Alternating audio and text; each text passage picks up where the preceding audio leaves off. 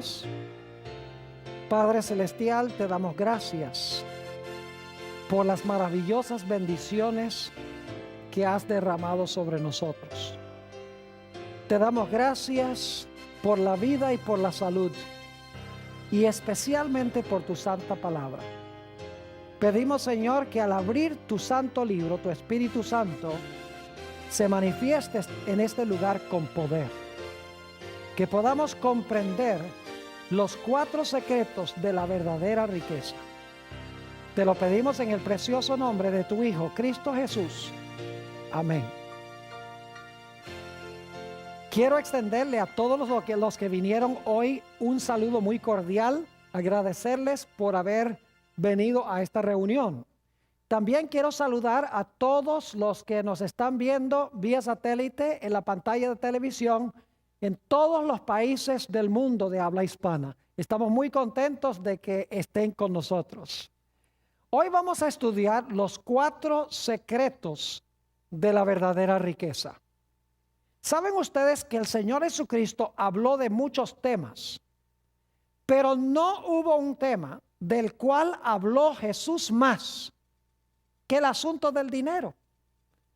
Jesús habló del amor, Jesús habló de la iglesia, Jesús habló de muchas cosas, pero habló más del dinero que de cualquier otro tema, porque Jesús sabía que el dinero es algo que puede causar nuestra perdición eterna o puede ser una bendición para nosotros y para la raza humana. En nuestro tema de hoy vamos a estudiar 4 principios de cómo administrar los bienes materiales que Dios nos ha concedido. Va a ser un tema muy metódico, muy sencillo, muy organizado. Lo que vamos a hacer es tomar cada uno de estos 4 principios y desmenuzarlo cuidadosamente. El primer principio que necesitamos recordar cuando hablamos de la administración de lo que Dios nos ha concedido en términos de bienes materiales es que Dios es el dueño de todas las cosas.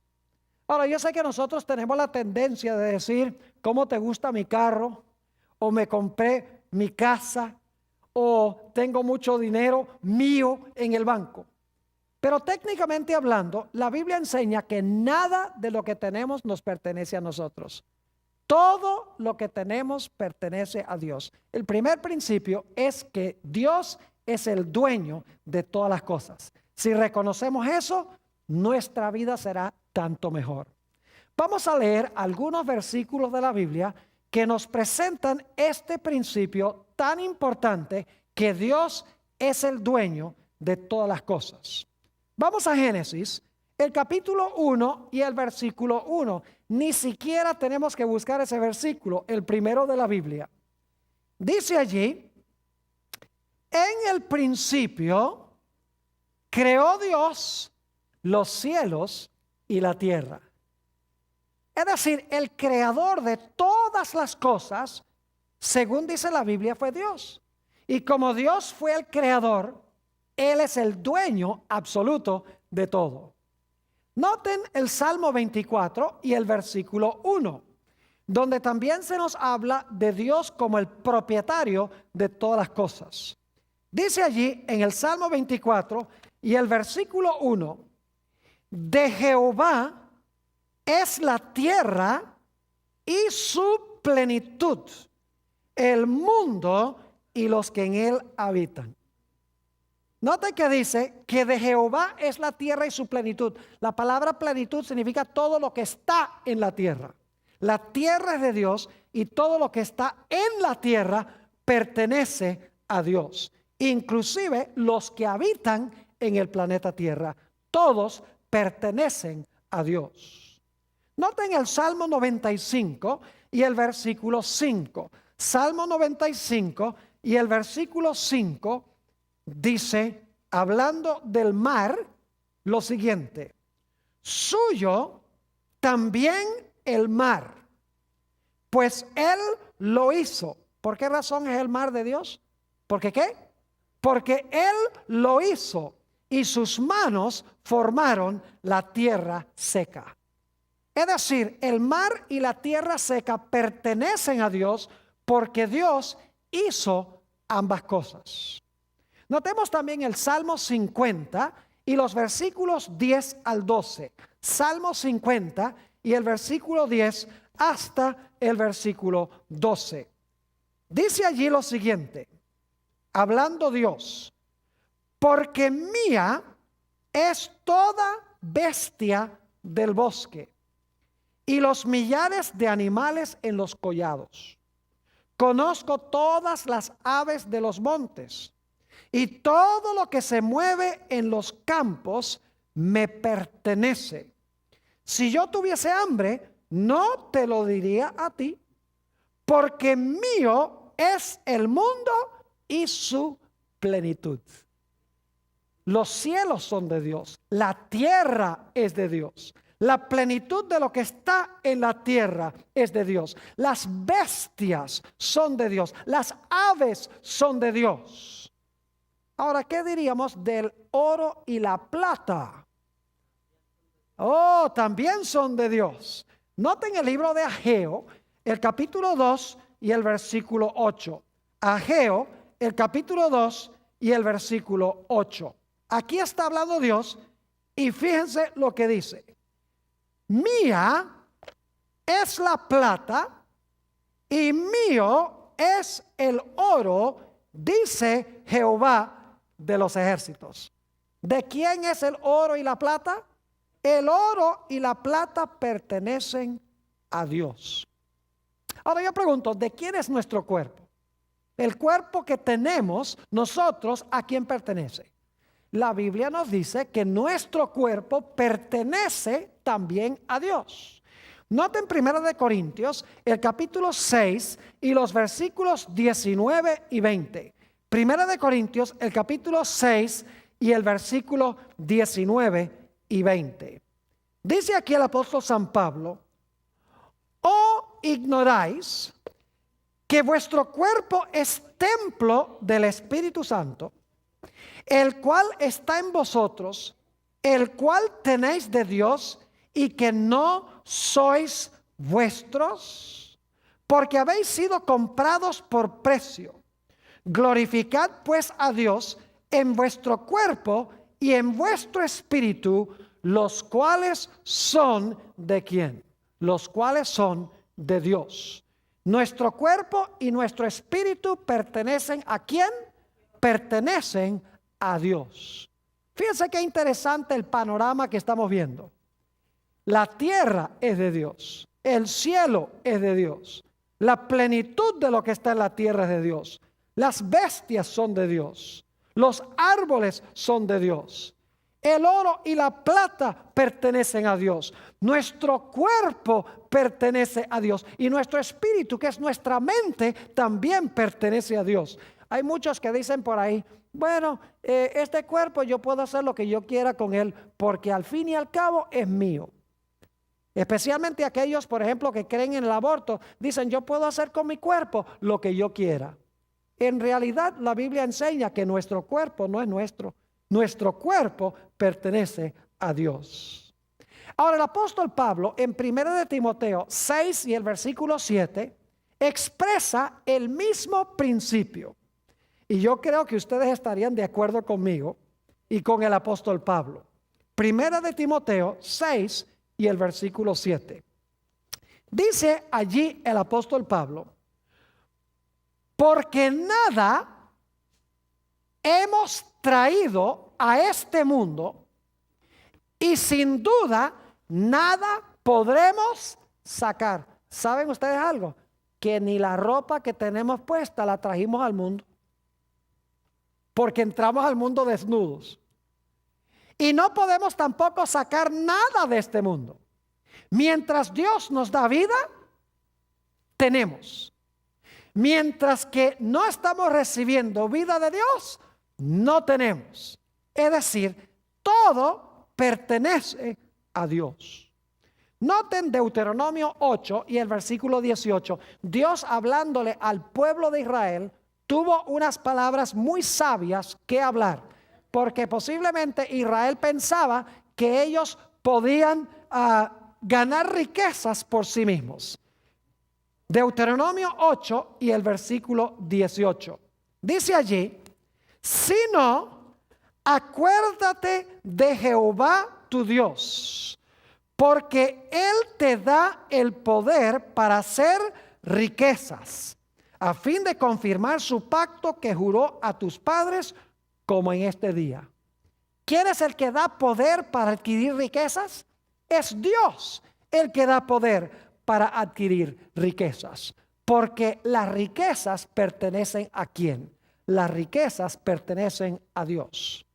Cuando Salomón fue a construir el templo, encontramos que Salomón elevó una oración o una plegaria a Dios. Y quiero que noten la oración que elevó, o parte de la oración que elevó Salomón a Dios.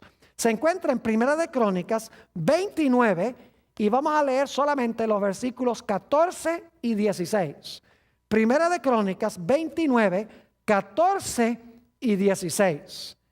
Dice aquí: porque ¿quién soy yo y quién es mi pueblo para que pudiésemos ofrecer voluntariamente cosas semejantes? Es decir, habían traído muchos dones para construir el templo. Salomón dice: ¿quiénes somos nosotros para haber traído estas cosas? Pues todo es tuyo, dice Salomón en su oración, y de lo recibido de tu mano te damos, oh Jehová, Dios nuestro, toda esta abundancia que hemos preparado para edificar casa a tu santo nombre, de tu mano es, y todo es tuyo. Principio número 1. Dios es el dueño de todas las cosas. Todo lo que tenemos pertenece ¿a quién? A Dios.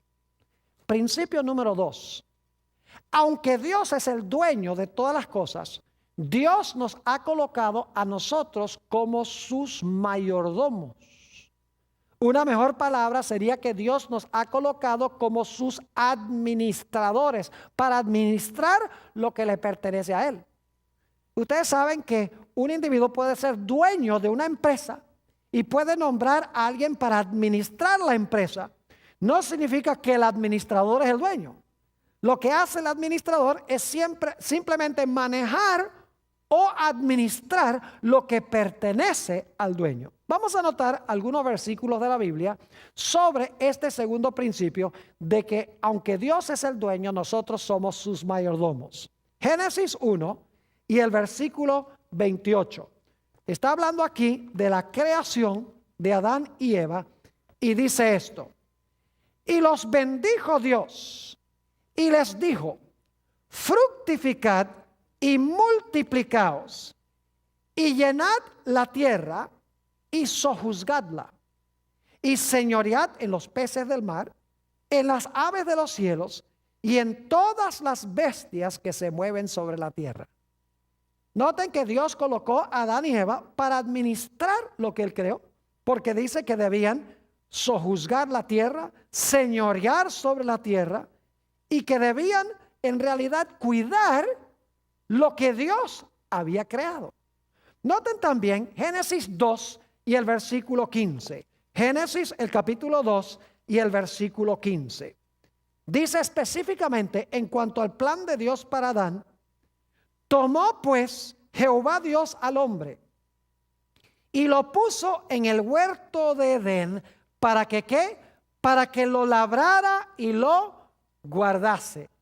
Es decir, que Génesis deja muy en claro que aunque Dios era el dueño de todo, porque Él lo creó, Dios colocó a Adán y Eva para administrar, cuidar, mejorar y gobernar sobre lo que Dios había hecho. Ahora, hablemos un poco sobre las características que debe tener un mayordomo para que pueda ser reconocido fiel por el dueño. Vamos a Primera de Corintios, el capítulo 4 y el versículo 2. Acabo de mencionar esta característica de un buen mayordomo, de un buen administrador. Dice en Primera de Corintios, el capítulo 4 y el versículo 2. Ahora bien, Se requiere de los administradores que cada uno sea hallado ¿qué? Que cada uno sea hallado fiel. Es decir, un administrador no debe estar robándole al dueño. Un administrador maneja lo que pertenece al dueño, pero no roba lo que no le pertenece. Es decir, una primera característica de un buen mayordomo es que debe ser fiel. Una segunda característica de un buen mayordomo es que el buen mayordomo mejora y multiplica lo que pertenece al dueño. No lo deja así nomás. Noten Mateo, el capítulo 25 y el versículo 27. O sea, Mateo 25 y el versículo 27. Aquí está hablando en la parábola de los talentos lo siguiente. Dice, por tanto, debías haber dado mi dinero a los banqueros, y al venir yo hubiera recibido lo que es mío con intereses. Es decir, el buen mayordomo no solamente cuida lo que pertenece al dueño, sino que lo multiplica. Es decir, lo mejora. Es fiel y gana intereses a lo que el dueño, lo que es del dueño, en otras palabras. Ahora, otra característica de un mayordomo fiel es que un mayordomo fiel le rinde al dueño los frutos en el tiempo en que debe hacerlo. Es decir, las ganancias se las rinde al dueño cuando el dueño lo exige y lo pide. Noten Mateo 21 y el versículo 34. San Mateo, el capítulo 21 y el versículo 34. Esta es la famosa parábola de la viña. Y dice allí, y cuando se acercó el tiempo de los frutos, envió, está hablando de Dios, envió a sus siervos, a los labradores, para que recibiesen sus ¿qué? Sus frutos. Es decir, un mayordomo es fiel. En segundo lugar, un mayordomo multiplica lo que pertenece al dueño. En tercer lugar, un buen mayordomo le rinde al dueño lo que el dueño espera a su debido tiempo. Noten otra característica de un mayordomo fiel. Lucas 16 y el versículo 2. San Lucas 16 y el versículo 2. Algún día un mayordomo tiene que rendirle cuentas al dueño. Es decir, el dueño va a examinar los libros para ver si el mayordomo o el administrador llevó bien la contabilidad. Dice en Lucas 16, 2. Entonces le llamó y le dijo, ¿qué es esto que oigo acerca de ti? Da cuenta de tu mayordomía, porque ya no podrás ser más mayordomo. Es decir, un buen mayordomo, cuando el dueño dice, ríndeme cuentas, el buen mayordomo o el buen administrador le muestra los libros y se ve que llevó bien la contabilidad. Ahora, note lo que dice San Mateo 25 y el versículo 23. Todo mayordomo le encantaría escuchar estas palabras que habló Jesús. Dice en Mateo 25 y el versículo 23, su Señor le dijo, bien, buen siervo y fiel, sobre poco has sido fiel, sobre mucho te pondré, entra en el gozo de tu Señor. Y otro texto que está relacionado con esto es San Lucas 16, 10, a donde dice Jesús, el que es fiel en lo muy poco, también en lo más es fiel. Y el que es en lo muy poco injusto, también en lo más es injusto. Es decir, que un mayordomo es fiel en las cosas más pequeñas. Y si lo hace, cuando tiene que rendirle cuentas al dueño, el dueño le va a dar mayores responsabilidades y mayores privilegios como su administrador. Repasando entonces, el segundo principio es que aunque Dios es el dueño de todas las cosas, Dios nos ha colocado a nosotros para administrar lo que Él nos ha dado.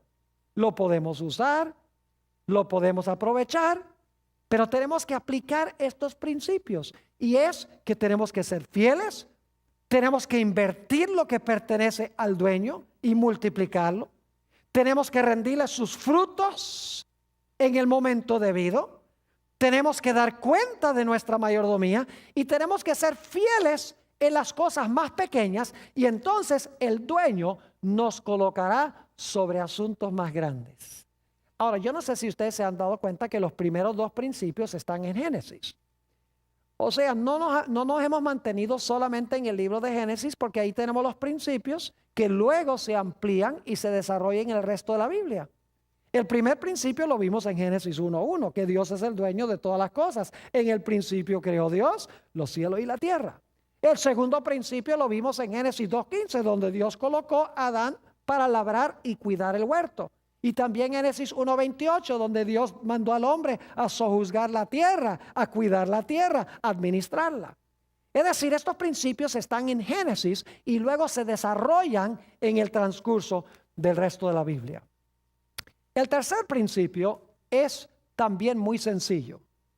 El tercer principio es que aunque Dios es dueño de todas las cosas y nos ha dado la habilidad de administrar todo lo que pertenece a Él, en realidad hay algo que Dios se ha reservado exclusivamente para Él. Es decir, no nos da eso ni siquiera para administrarlo. Dios me dice, administra esto, pero hay una porción que yo me he reservado que no es para tú administrarla. Esa me la he reservado para mí.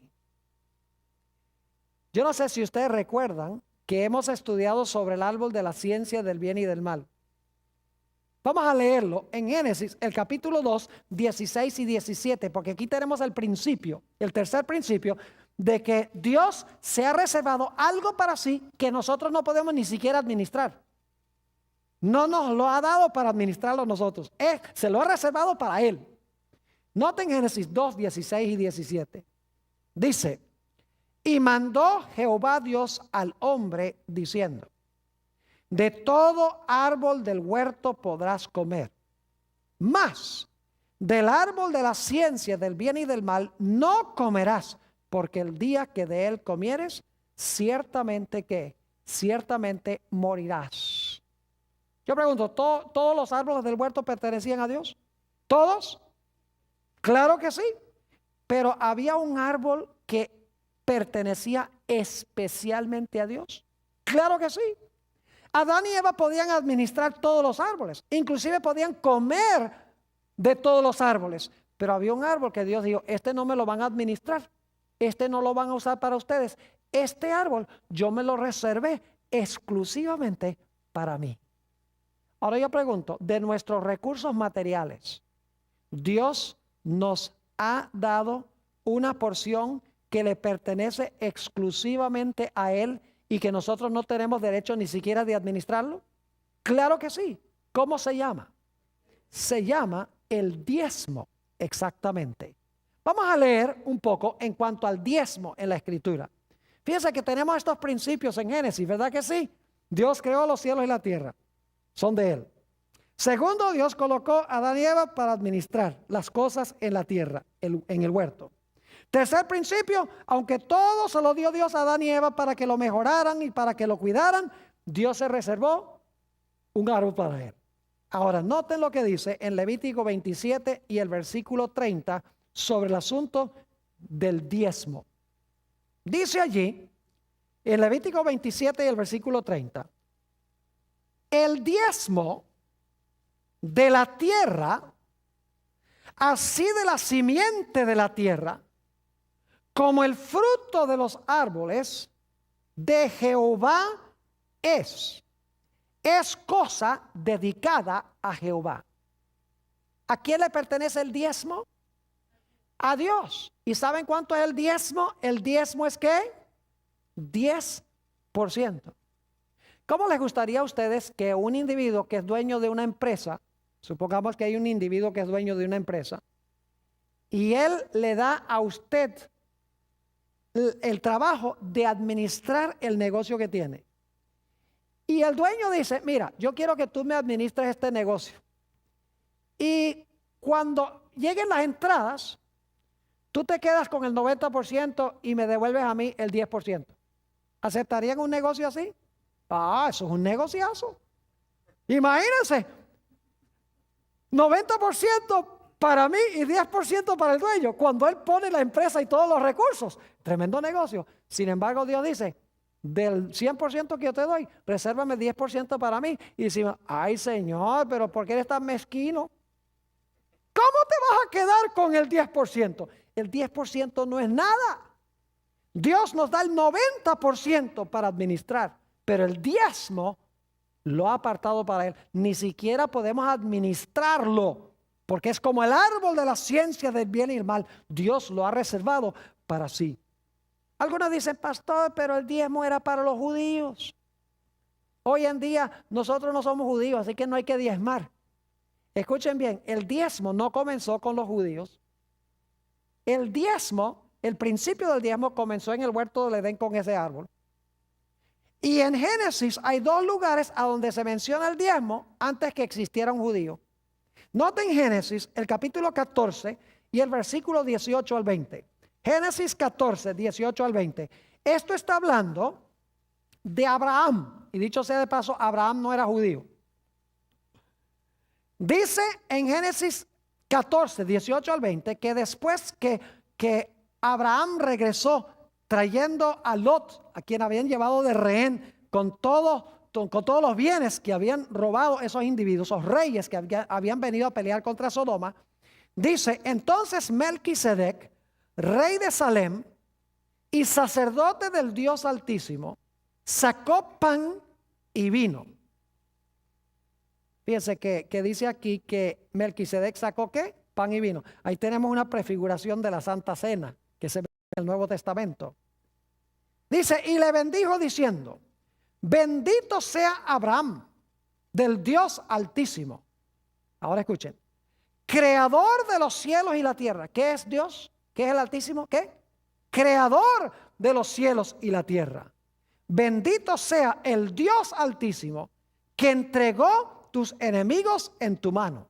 Dos cosas. Dios es el creador y Dios entregó los enemigos en manos de Abraham. ¿Y qué hizo Abraham como resultado de reconocer a Dios como creador y de reconocer a Dios como el libertador? Dice en la última parte del versículo 20, y le dio a Abraham los diezmos de todo. Es decir, Abraham reconoció que Dios era el dueño y que era el libertador o el redentor antes que existiera un judío. Existe, en otras palabras, el principio del diezmo ya en el libro de Génesis. También en el capítulo 28, después que Jacob vio ese sueño de la escalera que iba desde la tierra hasta el cielo y subían y bajaban ángeles sobre esa escalera, note lo que dice Jacob después de ver la escalera. Génesis 28 y el versículo 22. Dice allí Jacob, y esta piedra, 28-22, y esta piedra que he puesto por señal será casa de Dios. Y de todo lo que me dieres, el diezmo apartaré para ti. ¿Qué prometió Jacob? Devolverle a Dios, ¿qué cosa? El diezmo. Entonces el diezmo no comenzó con Moisés. El diezmo no comenzó con los judíos. Porque la Biblia nos dice que Abraham y Jacob ambos diezmaron. Y en Génesis el capítulo 2 tenemos en el árbol que Dios se reservó para sí ya el principio del diezmo. Es decir, aunque todo el dinero en realidad pertenece a Dios, Dios se ha reservado el 10% para él. Ahora, ¿para qué es que Dios mandó a la gente a devolver o a pagar el diezmo? Note lo que dice en Números 18, 20 y 21. Cuando el pueblo de Israel entró en la tierra de Canaán, escuchen bien, cuando Israel entró en la tierra de Canaán, habían 12 tribus.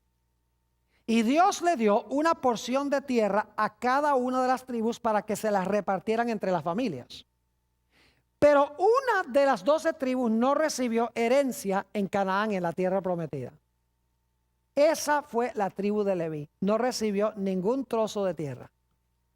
La razón es que los levitas debían servir las necesidades espirituales del pueblo. Es decir, ellos no debían dedicar su tiempo cosechando y sembrando y vendiendo productos agrícolas en el mercado. Ellos debían dedicar 100% de su tiempo a la causa de Dios, a las necesidades espirituales del pueblo. Y por lo tanto Dios dijo, ustedes no van a tener tierra. Y claro, la pregunta surge, si no tenían dónde sembrar y dónde cosechar y dónde criar animales, ¿cómo iban a vivir? Pues Dios dijo, como los levitas sirven las necesidades espirituales del pueblo, entonces el pueblo debe diezmar para que a través de los diezmos los levitas puedan vivir. Porque si los levitas sirven las necesidades espirituales del pueblo, el pueblo entonces debe proveer las necesidades materiales de los levitas. Noten el capítulo 18 de Números y el versículo 20 y 21. Y Jehová dijo a Aarón, de la tierra de ellos, es decir, de los cananeos, no tendrás heredad, ni entre ellos tendrás parte. Yo soy tu parte y tu heredad en medio de los hijos de Israel. Y ahora escuchen bien. Y he aquí, yo he dado a los hijos de Leví todos los diezmos en Israel por heredad. ¿Quién le dio los diezmos a los levitas? No fue Aarón. ¿Fue quién? Dios. Es decir, Dios dice, el diezmo es mío y ahora el diezmo mío yo se lo voy a dar a los levitas. Sigue diciendo, y he aquí yo he dado a los hijos de Leví todos los diezmos en Israel por heredad. ¿Y por qué razón? Por su ministerio. Por cuanto ellos sirven en el ministerio del tabernáculo de la reunión. Es decir, el diezmo era para remunerar a los ministros de esa época, a los sacerdotes que servían las necesidades espirituales del pueblo, porque los sacerdotes no hacían ningún trabajo secular. Todo lo que hacían era en relación con la iglesia. Hoy en día no les llamamos sacerdotes, les llamamos ¿qué cosa? Ministros o pastores. Es decir, el diezmo entra a la iglesia y luego, al entrar los diezmos a la iglesia, el dinero se usa para remunerar a los que son pastores o ministros de tiempo completo que satisfacen las necesidades espirituales del Israel moderno o de la iglesia. Es un buen plan. Porque fíjense, no era el plan de Dios de que los pastores tuvieran que tener otro trabajo además de pastorear o ministrar a la congregación. Porque cuando están trabajando en otras cosas, no pueden dedicarle tiempo completo a trabajar en la iglesia. Además de eso, lo interesante es que Dios mandó a que se usaran los diezmos para remunerar a todos los levitas de una forma equitativa. Es decir, no había un plan donde un levita ganaba millones y el otro levita ganaba un poco. Se pagaba equitativamente a todos lo que necesitaban para su supervivencia. ¿Saben otro detalle interesante? Es que los levitas también diezmaban. Es decir, los pastores le daban ejemplo al pueblo, diezmando los diezmos. Note lo que dice Números 18 y el versículo 26. Números 18 y el versículo 26. Dice allí, así hablarás a los levitas y les dirás, cuando toméis de los hijos de Israel los diezmos, es decir, cuando ustedes reciban de Israel los diezmos, que os he dado de ellos por vuestra heredad, vosotros presentaréis de ellos, de los diezmos, en ofrenda mecida a Jehová, ¿qué cosa? El diezmo de los diezmos. Es decir, los sacerdotes debían diezmar el diezmo que recibían. Los ministros deben diezmar. Y yo debo decirles que yo no solamente le digo a la gente de la iglesia que diezme, sino que yo también diezmo, porque Dios lo manda. Hay que darle ejemplo a la congregación. Ahora, ¿qué pasa si nosotros no le devolvemos el diezmo a Dios? En realidad nos constituimos en ladrones, según dice Dios mismo. Noten Malaquías, el capítulo 3 y el versículo 8. Malaquías, el capítulo 3 y el versículo 8. Dice aquí, y está hablando muy solemnemente: ¿robará el hombre a Dios? Pues vosotros me habéis robado. Y dijisteis: ¿en qué te hemos robado? Y Dios responde: ¿qué? En vuestros diezmos y ¿qué? En nuestros diezmos y vuestras ofrendas. ¿Estaba robándole Israel a Dios? Claro que sí. Porque se estaban posesionando de lo que se debía traer al santuario para sostener al ministerio, y lo estaban usando para sus propios propósitos comunes. Ahora algunos dirán: bueno, pastor, pero ese asunto del diezmo, eso era para los judíos y para los levitas del Antiguo Testamento. Hoy Dios tiene otro plan diferente. ¿Ustedes creen que Dios tiene un plan distinto hoy? ¿Saben que Jesús enseñó el principio del diezmo? El problema es que en los días de Jesús todo el mundo estaba diezmando, pero estaba diezmando por la razón equivocada. Los fariseos creían que diezmando les iba a ganar el favor de Dios. Así que Jesús no tuvo que decirles: diezmen, diezmen. No, porque ellos estaban diezmando. Lo que tuvo Jesús que hacer es corregir el motivo por el cual diezmaban. Noten Mateo, el capítulo 23 y el versículo 23. Y mientras ustedes están buscando eso, les puedo decir también que Jesús no dijo: guarden el sábado, porque todo el mundo estaba guardando el sábado. Lo que pasa es que lo estaban guardando mal. Lo estaban guardando como decían los fariseos, no como dice la Biblia. Así que Jesús corrigió la forma en que se guarda el sábado, pero no tuvo que dar ningún mandato de que la gente guardara el sábado, porque todo el mundo lo estaba guardando. Lo mismo el diezmo. Note Mateo 23 y el versículo 23. Jesús dice: ay de vosotros, escribas y fariseos hipócritas, porque diezmáis la menta y el eneldo y el comino, que son semillitas chiquitas. Imagínense, tenían 10 semillitas de comino y apartan 9 para mí y una para el Señor. Es decir, diezmaban estrictamente. Dice: y dejasteis lo más importante de la ley, la justicia, la misericordia y la fe.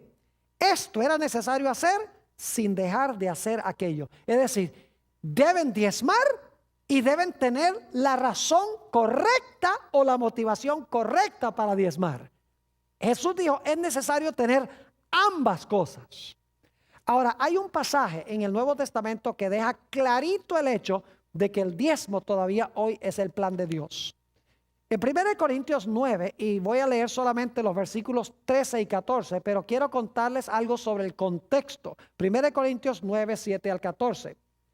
Según parece, el apóstol San Pablo y algunos de sus colegas, los hermanos los estaban criticando porque en realidad la gente los sostenía de los diezmos. Y por lo tanto ahora el apóstol Pablo escribe a estas personas que estaban criticando a los ministros que eran pagos de los diezmos. Y el apóstol Pablo dice: ¿ustedes creen que un soldado cuando va a la guerra tiene que pagar sus propios gastos? ¿Ustedes creen que los soldados que están en Irak tienen que pagar su propio uniforme, su propia comida, su propia vivienda, todo? No. Él dice: si un soldado va a pelear en la guerra, es justo que se le pague. Dice: una persona que siembra una viña, es justo que coma de la viña. Dice: un individuo que cuide un rebaño, es justo que beba la leche del rebaño.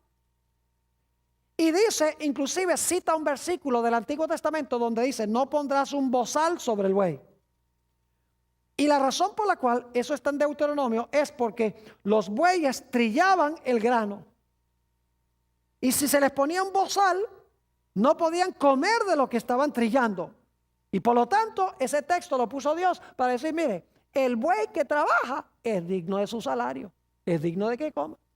Y el apóstol Pablo está diciendo: si un individuo trabaja en el ministerio, es justo que también viva del ministerio. Note los versículos 13 y 14 de 1 Corintios, el capítulo 9. Dice aquí el apóstol San Pablo: ¿no sabéis que los que trabajan en las cosas sagradas comen del templo? ¿Quiénes trabajaban en las cosas sagradas? Los sacerdotes, ¿verdad que sí? Dice: comen de las cosas sagradas o comen del templo, Y que los que sirven al altar, esos eran los levitas, ¿sí o no? Los sacerdotes, comen del altar o participan del altar. Y ahora escuchen esto. Así también, es decir, de la misma manera, como allá los que servían en el templo y en el altar, comían de las cosas del altar y del templo, dice el apóstol Pablo, así también sugirió al Señor. ¿Eso es lo que dice? ¿Sugirió al Señor? No. Así también recomendó el Señor. No. Dice, así también ordenó el Señor a los que anuncian el evangelio que vivan del evangelio. Al igual dice él que los que servían el altar y los que servían en el templo vivían de los diezmos que la gente traía al alfolí. De la misma manera, hoy ordenó Dios que los que anuncian el evangelio, los que proveen las necesidades espirituales de la iglesia, es necesario que vivan del evangelio, es decir, que vivan de los diezmos. Y saben que cuando la gente diezma es una inversión. Porque cuando ustedes meten el dinero del diezmo en el plato de la ofrenda, el resultado es que el pastor va a servir sus necesidades espirituales. Es decir, ustedes lo que están haciendo es invirtiendo para que el pastor tiempo completo pueda hacer bautismos, pueda tener campañas evangelísticas, pueda predicar los sábados, pueda visitarlos cuando están enfermos, puedan ir al hospital, etcétera. Es decir, el diezmo es una inversión que nos regresa a nosotros en los servicios del ministro. Es decir, que hasta ahora hemos estudiado 3 principios. Número 1, Dios es el dueño de todo. Número 2, nos ha colocado sobre sus posesiones como administradores. Principio número 3, se ha reservado una porción que nosotros ni siquiera debemos administrar. Y quiero decirles, nosotros no pagamos el salario del pastor. El salario del pastor lo paga Dios. Porque el diezmo es de Dios, así que no se crean de mucho. Y diga, ay, yo pago el salario de mi pastor. No, señor, porque ese dinero no es de ustedes para pagarle al pastor. Ustedes sencillamente lo traen a la iglesia y Dios le paga al pastor. ¿Me están entendiendo lo que estoy diciendo? Ahora, el principio número 4, muy sencillo. El principio número 4 es que si nosotros respetamos la porción que Dios se ha reservado, el resultado va a ser bendición. Si nosotros irrespetamos la porción que pertenece a Dios, vamos a traer sobre nosotros una maldición. ¿Saben ustedes que en el libro de Génesis nos dice que Dios bendijo todo lo que Él creó? Noten Génesis 1:28, lo voy a leer rápidamente. Dice, y los bendijo Dios y les dijo, fructificad y multiplicaos, llenad la tierra y sojuzgadla, y señoread en los peces del mar y en las aves de los cielos y en todas las bestias que se mueven sobre la tierra. Dios bendijo todo lo que creó. Pero luego en Génesis el capítulo 3 dice que Adán y Eva pecaron. ¿Y saben cuál fue el pecado de ellos? Se agarraron lo que Dios había reservado para él. Podríamos decir que se agarraron el diezmo de Dios para usarlo para ellos. Es decir, no respetaron la porción de Dios. Y como resultado, ¿qué vino al mundo? Ustedes pueden leer en Génesis, solo les doy las referencias, Génesis 3:14, Génesis 3:17 y Génesis 4:11. Nos dice que la serpiente fue maldita, la tierra fue maldita y cayó una maldición sobre Caín. Es decir, cuando tomaron la porción que pertenecía a Dios, como resultado vino ¿qué cosa? La maldición. No es que Dios dice, si tú no me devuelves el diezmo, te maldigo. No. Cuando usamos la porción que pertenece a Dios, nosotros traemos sobre nosotros mismos una maldición. Note lo que dice Malaquías 3 y los versículos 9 y 10. Malaquías 3 y el versículo 9 y el versículo 10. Este es el pasaje famoso sobre el diezmo en la Escritura. Dice aquí Dios, malditos sois con maldición, porque vosotros, la nación toda, me habéis robado. ¿Por qué es que vino la maldición? Porque la nación había ¿qué? Robado a Dios. Luego Dios da la solución, dice, traed todos los diezmos al alfolí. El alfolí era un lugar en el templo a donde la gente traía para depositar los bienes agrícolas que traían. Dice, traed todos los diezmos al alfolí y haya alimento en mi casa, es decir, en el templo, y probadme ahora en esto, dice Jehová de los ejércitos, si no os abriré las ventanas de los cielos y derramaré sobre vosotros bendición hasta que sobreabunde. Dios dice, soy malditos con maldición porque me han robado. Dice, pero si ustedes respetan mi porción, les voy a derramar una bendición que no van a tener suficiente espacio para recibir las bendiciones que yo les voy a derramar. Es una promesa de Dios. Hallamos ilustraciones de esto en la Sagrada Escritura. Tenemos, por ejemplo, la historia de Elías. No había llovido por 3 años. Dios mandó a Elías a ir a un pueblo, al pueblo de Sarepta, y Dios le dijo, allá te vas a encontrar con una viudita. Y ustedes pueden leer esto en Primera de Reyes 17, solamente les estoy contando la historia. Llega Elías allá al pueblo y cuando está entrando al pueblo encuentra a esta viejita, viuda, recogiendo unos pocos pedacitos de leña. Y entonces Elías le dice, mira, búscame un vaso de agua. Y la agua era un lujo, porque no había llovido en 3 años. Así que la viudita dice, está bien. Y cuando está yendo para buscar el agua, le dice a Elías, Elías es el ministro de Dios, porque es el profeta. Le dice a Elías, ¿y no tienes algo de comer? Y la viudita dice, lo único que tengo es un poquito de harina y un poquito de aceite, y voy a hacer unos pocos panecitos, y luego mi hijo y yo nos vamos a morir. Y ahora imagínense qué egoísta ese profeta. El profeta le dice a la viuda, mira, ve y hace los pancitos. Dice, pero tráeme a mí un pancito primero. Óyeme, robándole a las viudas. El ministro de Dios. Pero luego le dijo a Elías, a la viudita, le dijo, mira, si tú haces lo que yo te digo, si tú me traes el pequeño pan primero al ministro de Dios, te aseguro que no va a escasear la harina ni el aceite hasta que llueva de nuevo en la tierra. Ahora la viuda tenía que decidir, ¿me muero con la barriga llena? ¿O me arriesgo a ver si de pronto lo que el profeta dice es la verdad? Ella fue y le hizo la pequeña torta a Elías primero. Y saben que la Biblia dice que no escaseó ni el aceite ni la harina hasta que volvió a llover sobre la tierra. Sacaba aceite y sacaba harina. Todos los días sacaba y no se acababa. Por 6 meses esos barriles produjeron harina y aceite. Ella nunca hubiera sabido si Dios estaba hablando en serio, al menos que lo hubiera probado. Por eso dice, probadme ahora en esto. Hay gente que dice, ay pastor, pero a mí no me alcanza el dinero para diezmar. ¿Saben algo? Yo les doy una fórmula donde siempre les alcanza el dinero para diezmar, y es, denlo primero. Si lo devuelven primero, siempre les va a alcanzar el dinero para diezmar. Y fíjense que cuando Dios nos pide que diezmemos, Dios promete que nos va a suplir todo lo que nosotros necesitamos para nuestra vida. Junto con lo que nos pide, promete una gran bendición. También hallamos estos 4 principios ilustrados en la historia de José.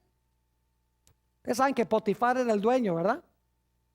José fue a parar en la casa de este hombre, Potifar, hombre grande allá en Egipto.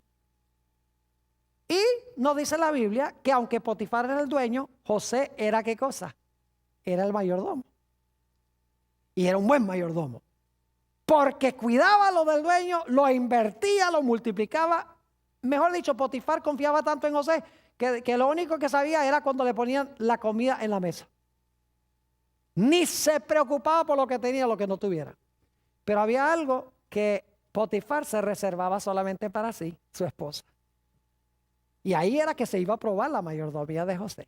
Podía administrar todo, pero la esposa era de Potifar.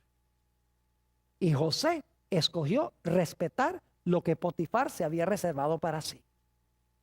Y alguno dice, sí, pero fíjese, respetó lo que le pertenecía a Potifar y allá fue a parar a la cárcel.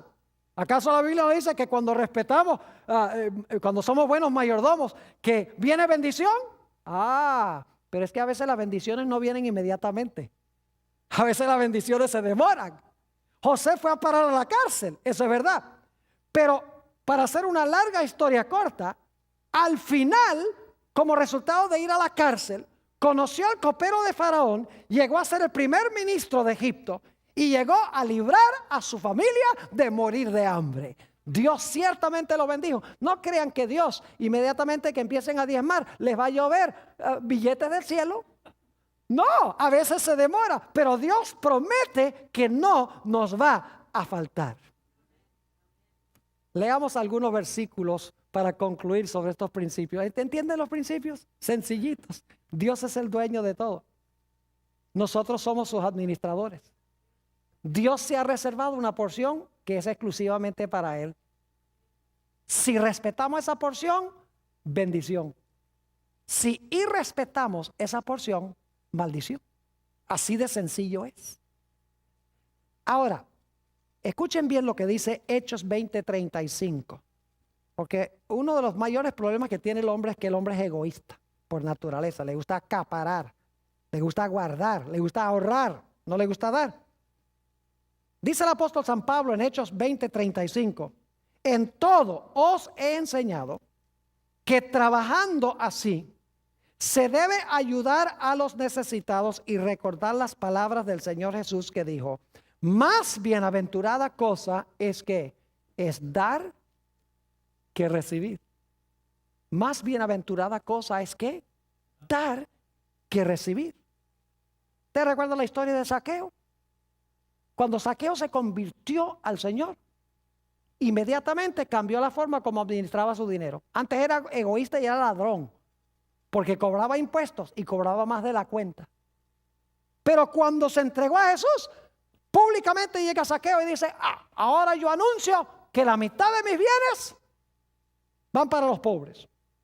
Y dice, y algunos dicen: ¿y por qué nada más la mitad? ¿Por qué no todo?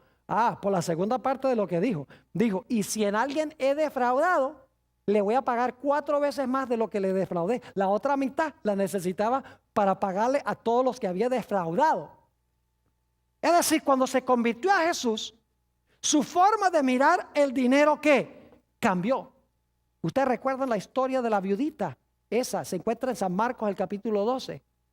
Jesús está parado con los discípulos. Llega una viudita ahí, pobrecita, con 2 blancas, con 2 moneditas.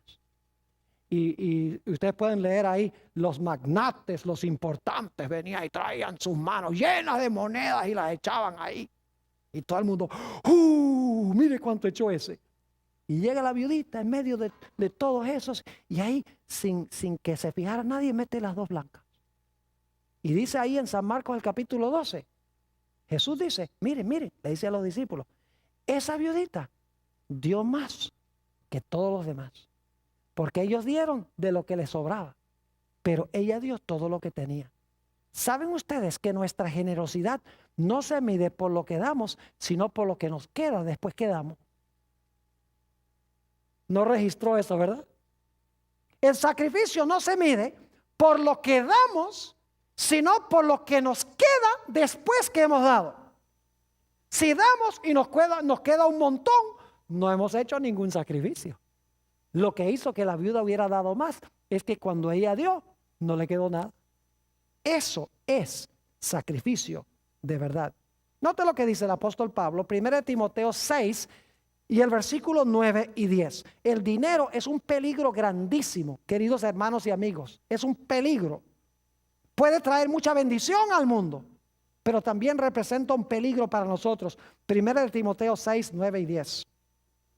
Dice: porque los que quieren enriquecerse caen en tentación y lazo, y en muchas codicias necias y dañosas, que hunden a los hombres en destrucción y perdición. Porque la raíz de todos los males es el amor al dinero, el cual, codiciando algunos, se extraviaron de la fe y fueron traspasados de muchos dolores. Con razón el Señor Jesucristo habló tanto del dinero. Para concluir, quiero decirles que en el mar, que allá en la tierra de Israel hay 2 mares. El mar de Galilea y el mar Muerto. El mar de Galilea, ustedes van y encuentran que está lleno de vida, lleno de peces, aves a sus alrededores, mucho verdor, árboles, pasto verde. Es decir, todo es vida. El Jordán sigue fluyendo del sur del mar de Galilea y va al mar muerto. Y cuando llega al mar muerto no hay nada vivo ahí. No hay vegetación, no hay peces, no hay microorganismos, no hay aves en el cielo. Está bien nombrado ese mar, es el mar muerto.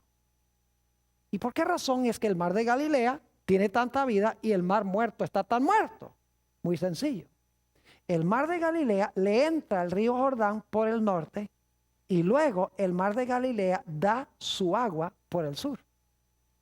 Es decir, el mar de Galilea recibe para dar. Mientras que el mar muerto no le da a nadie. El agua que llega al mar muerto